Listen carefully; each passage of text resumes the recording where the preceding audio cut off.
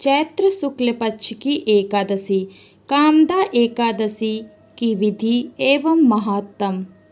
एक बार धर्मराज युधिष्ठिर कामदा एकादशी की विधि और उसके महत्व को जानने की इच्छा रखते हुए भगवान श्री कृष्ण के पास गए और भगवान को नमस्कार करके बोले, हे प्रभु, मुझे आप चैत्र शुक्ल एकादशी का महत्व और उसकी विधि बताइए। साथ ही इसके करने मात्र से क्या फल मिलता है, मैं वह भी जानना चाहता हूँ। तब भगवान श्री कृष्ण बोले, धर्मराज युधिष्ठिर, एक समय यही प्रश्न राजा दिलीप ने गुरु वशिष्ठ से किया। तब गुरु वशिष्ठ ने कहा, राजन, चैत्र मास के शुक्ल पक्ष में कामदा नाम की एकादशी आती है। यह परम पुण्यमयी है। यह सभी पापों को जलाकर राख के समान नष्ट कर देती है। यह पुत्र पौत्र देने वाली होती है। इससे मनुष्य कुयोनि से भी छूट जाता है। अब मैं इसकी कथा कहता हूँ, आप इसे ध्यान पूर्वक सुनिए।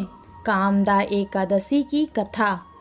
प्राचीन काल में रत्नपुर नामक एक सुंदर नगर था। वहाँ पर अनेकानेक ऐश्वर्य से युक्त पुंडरीक नाम का एक नाग राज करता था। रत्नपूर्ण नगर में अनेक अप्सराएं, किन्नर तथा गंधर्व भी रहते थे। उनमें ललिता नामक अप्सरा और ललित नामक गंधर्व भी रहते थे। वे दोनों पति पत्नी के रूप में रहते थे। उन दोनों में अत्यंत प्रेम था। जब वह कभी एक दूसरे से दूर हो जाते थे तो एक दूसरे के लिए व्याकुल रहते थे। एक समय पुंडरीक राज्यसभा में बैठकर गंधर्वों द्वारा गायन वादन का आनंद ले रहे थे। सभा में अन्य गंधर्वों के साथ ललित भी गान कर रहा था। गाते गाते उसको अपनी प्रिय ललिता का ध्यान आ गया और उसके ध्यान में स्वर भंग होने के कारण वह अशुद्ध गायन करने लगा।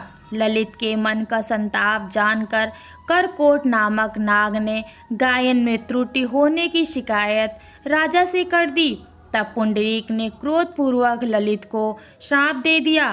पुंडरीक श्राप देते समय बोला, दुर्बदे, तू मेरे सामने गाता हुआ अपनी पत्नी का स्मरण कर रहा है, अतः तू कच्चा मांस खाने वाला और नरभक्षी राक्षस बनकर अपने किए कर्म का फल भोग। पुंडरीक के श्राप से ललित उसी क्षण विकराल राक्षस हो गया और अनेक दुख भोगने लगा। जब उसकी प्रियतमा ललिता को यह सब मालूम हुआ तो उसको अपने पति की विकराल आकृति देखकर मन ही मन अत्यंत दुख हुआ और वह अपने पति के उद्धार का मार्ग सोचने लगी। एक बार ललिता अपने पति के पीछे घूमती घूमती विंध्याचल पर्वत पर पहुंच गई। वहां पर श्रृंगी ऋषि का आश्रम था। वह श्रृंगी ऋषि के पास जाकर विनती भाव से प्रार्थना करने लगी। प्रार्थना करते हुए बोली, हे मुनिदेव, मैं बहुत दुखी हूँ, आप मेरी विपत्ति का निवारण कीजिए। उसे देखकर श्रृंगी ऋषि बोले, हे सुभगे, तुम कौन हो और यहाँ किस लिए आई हो? ललिता बोली, हे मुनि श्रेष्ठ, मेरा नाम ललिता है। मेरे स्वामी राजा पुंडरीक के श्राप से विशालकाय राक्षस हो गए हैं। उनके उद्धार का कोई उपाय बतलाइए। श्रृंगी ऋषि बोले, हे गंधर्व कन्या, अब चैत्र शुक्ल एकादशी आने वाली है, जिसका नाम कामदा एकादशी भी है। उसका व्रत करने से मनुष्य के सब कार्य सिद्ध होते हैं। यदि तुम कामदा एकादशी का व्रत करके उसके पुण्य का फल अपने पति को अर्पित कर दो तो वह शीघ्र ही राक्षस योनि से मुक्त हो जाएगा। मुनि के ऐसे वचन सुनकर ललिता ने चैत्र शुक्ल एकादशी आने पर विधि पूर्वक उसका व्रत पूजन किया और द्वादशी को ब्राह्मणों के समीप अपने व्रत का फल अपने पति को देते हुए भगवान के समक्ष प्रार्थना करके कहने लगी, हे प्रभु, मैंने जो यह व्रत किया है इसका फल मेरे पति देव को प्राप्त हो। उसके पुण्य से वह राक्षस योनि से मुक्त हो जाए।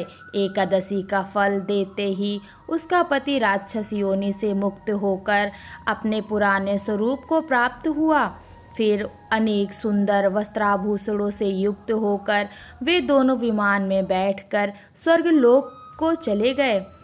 वशिष्ठ मुनि कहने लगे, हे राजन, इस व्रत को विधि पूर्वक करने से समस्त पाप नष्ट हो जाते हैं तथा राक्षस जैसी योनि भी छूट जाती है। संसार में इसके बराबर कोई और दूसरा व्रत नहीं है। इसकी कथा व महात्म पढ़ने या सुनने भर से यज्ञ के फल के बराबर पुण्य प्राप्त होता है।